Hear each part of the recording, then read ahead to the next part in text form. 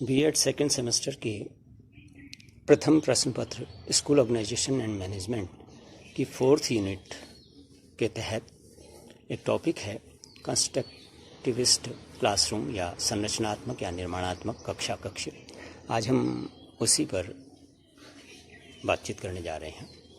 संरचनात्मक अधिगम या कंस्ट्रक्टिविस्ट लर्निंग किसे कहते हैं? मस्तिष्क किस प्रकार अधिगम करता है, उससे अनुकूलन करना ही संरचनात्मक अधिगम है। अनेक शोध कार्यों से, अनुसंधानों से यह सिद्ध हो चुका है कि संरचनात्मक अधिगम अधिगमकर्ता के अधिगम के लिए या लर्निंग के लिए सबसे अच्छा तरीका है। संरचनात्मक शिक्षा क्या है? कंस्ट्रक्टिविस्ट एजुकेशन क्या है? जब अधिगमकर्ता या लर्नर पूर्व ज्ञान या प्रीवियस नॉलेज, अनुभव और उन अनुभवों के प्रतिबिंब के द्वारा सक्रिय रूप से अर्थ का निर्माण करता है, उसे संरचनात्मक शिक्षा कहा जाता है। दूसरे शब्दों में, अधिगमकर्ता को चिंतन करने, प्रश्न करने, प्रतिक्रिया देने तथा विचार, वस्तु व व्यक्तियों से अंतर्क्रिया करने की स्वतंत्रता प्रदान की जाती है, जिसमें अर्थ निर्माण किया जा सके।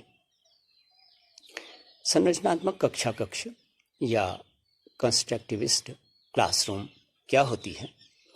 ऐसी कक्षा कक्ष जहां अधिगमकर्ता या लर्नर में समझ विकसित करने एवं सीखने के लिए आवश्यक रूप से उसे अर्थ निर्माण में सक्रिय रूप से एक्टिवली संलग्न करने हेतु उपयुक्त वातावरण या एनवायरनमेंट बनाया जाए। यानी ऐसा कक्षा कक्ष जहां पर पढ़ने के लिए, सीखने के लिए उपयुक्त वातावरण हो, जिसमें विद्यार्थी स्वयं सक्रिय रहते हुए ज्ञान का निर्माण कर सके।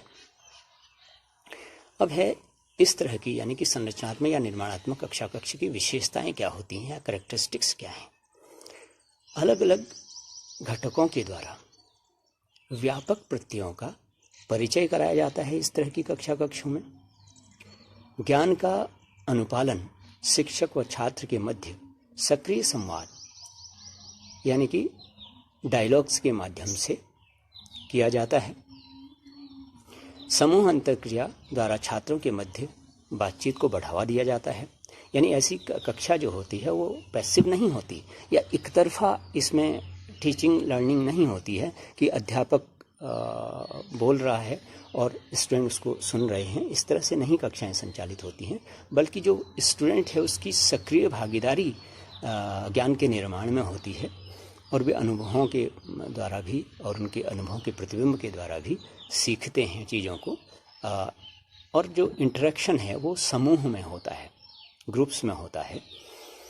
इसके अलावा सीखने की प्रक्रिया में अनुभव तथा अंतर्क्रिया द्वारा मूल्यों को स्थान दिया जाता है। लर्निंग प्रोसेस में वैल्यूज़ को यहाँ जगह देने की बात की जाती है। ज्ञान का निर्माण अधिगम के व्यापक दृश्य पर आधारित होता है। अधिगम का जो व्यापक परिदृश्य है उसको लेकर ज्ञान का निर्माण किया जाता है और जो अधिगम है, जो लर्निंग है, वो छात्र के विभिन्न व्यक्तिगत परिप्रेक्ष्य में प्रदर्शन में बढ़ावे के रूप में दिखाई देता है। यानी जो कुछ भी वो सीख रहा है, जो कुछ भी वो ज्ञान अर्जित कर रहा है या उसका निर्माण कर रहा है या विकसित कर रहा है, उसको उसके व्यवहार में वो दिखाई भी देना चाहिए, उसका प्रदर्शन होना चाहिए और वो सकारात्मक प्रदर्शन होना चाहिए, ऐसा माना जाता है। इसके अलावा ये जो शिक्षा है, यानी कि कंस्ट्रक्टिविस्ट जो क्लासरूम है और जो एजुकेशन है, वो छात्र केंद्रित अधिगम पर आधारित है। यानी कि इसके केंद्र में छात्र होता है। अब हम बात कर रहे हैं कि संरचनात्मक या निर्माणात्मक अधिगम के लिए आवश्यक है कि कक्षा कक्ष में कुछ बातों को बढ़ावा दिया जाए, कुछ बातों का ध्यान रखा जाए। वो कौन सी बातें हैं जिनको बढ़ावा दिया जाए या जिन पर ध्यान दिया जाए, इस पर बात करते हैं कि कक्षा कक्ष का वातावरण, सबसे पहले जो कक्षा कक्ष का वातावरण है वो भयरहित होना चाहिए और आरामदायक होना चाहिए। यानी कि विद्यार्थी को किसी भी प्रकार की कोई परेशानी ना हो रही हो कक्षा कक्ष में, या किसी तरह की कोई डिस्टर्बेंसेस ना हो, और किसी तरह का कोई फियर उनके अंदर नहीं होना चाहिए, भय नहीं होना चाहिए, ताकि उनके सीखने में या उनके ज्ञान के निर्माण करने में कोई बाधा उपस्थित हो। इसके अलावा ज्ञान का निर्माण छात्र छात्र या शिक्षक छात्र पारस्परिक अंतर्क्रिया द्वारा हो, यानी कि छात्र आपस में भी संवाद करें, बातचीत करें और समूह में ज्ञान के निर्माण की दिशा में बढ़ें, और साथ में छात्र और शिक्षकों के बीच में भी इंटरेक्शन होना चाहिए। अधिगम प्रक्रिया में गतिविधियों में सक्रिय भागीदारी पर बल दिया जाए, यानी कि जो भी लर्निंग की प्रोसेस हो रही है क्लासरूम में, उसमें ये बात ध्यान देने की है कि ये सक्रिय रूप से हो और एक्टिविटी पर आधारित होनी चाहिए। सब लोग उसमें पार्टिसिपेट कर रहे हों, कक्षा के विद्यार्थी, इस तरह से लर्निंग की जानी चाहिए। और ये जो निर्माणात्मकता है, जो संरचनात्मकता है, उसका प्रत्येक प्रयास जो है उसमें प्रयोग शामिल होने चाहिए, उसमें जोखिम और चेतावनी के भी अवसर विद्यार्थियों को होने चाहिए, यानी कि विद्यार्थियों के लिए अपॉर्चुनिटी होनी चाहिए कि वो कार्यों को करके ज्ञान का निर्माण करें।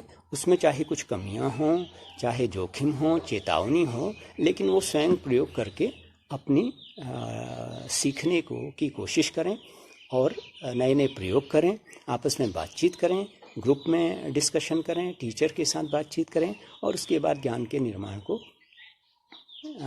करने की स्वतः कोशिश करें। आज का ये व्याख्यान यहीं पर समाप्त होता है, और फिर हम मिलते हैं एक और व्याख्यान के साथ इससे आगे की कड़ी में।